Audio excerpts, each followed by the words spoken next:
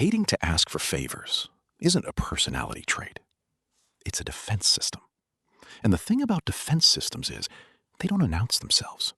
They just feel like who you are. So let's actually look at this. You say you don't want to be a burden, but that's not the real reason. People who genuinely don't want to burden others, they ask, they just say thank you properly and they return it.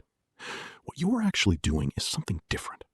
You're avoiding a specific kind of information, the kind that tells you what someone actually thinks of you when you're not being useful to them. Because here's the thing. When you're giving, you're in control. When you're asking, you're not. And I think that gap is the whole story. Not asking isn't humility. It's a way of making sure no one ever holds anything over you. Not even a small favor. Not even a ride to the airport. You'd rather call a cab for $40 than sit in that car owing someone something. That's not independence. That's a very specific kind of pride that you've dressed up as consideration. Think about what actually happens when you need something. You don't immediately ask. You sit with it. You run through whether this qualifies as worth asking. You think about their schedule, their mood, whether you've asked for something recently.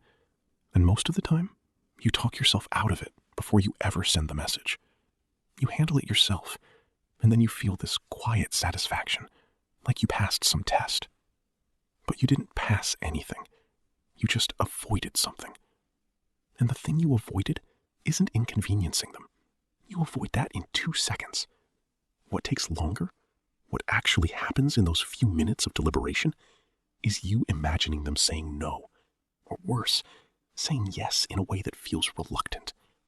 That specific scenario, that slightly uncomfortable yes, is what you're engineering your whole life around not experiencing. Which means you're not making decisions based on what you need. You're making decisions based on what you can withstand finding out.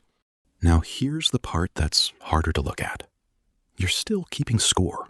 You just do it one-sided. Someone asks you for help, you help.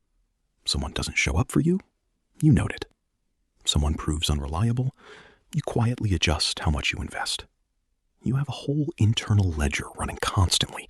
Who gives, who takes, who's real, who's performing. You've just made sure your name never appears in it as someone who needed anything. So the evaluations you're making about other people, you're doing that while never letting them evaluate you back. You're calling that discernment. I'd call it something closer to controlled distrust. Actually, I don't think it's even distrust exactly. It's more like you've decided that the cost of finding out who someone really is might be higher than just not knowing. And that's a choice, a real choice, but it's not neutral. Because what it creates, and I don't think most people fully register this, is a kind of relationship that has a ceiling built into it. People around you feel your warmth, they respect you, they probably like you genuinely, but they also, at some point, stop offering.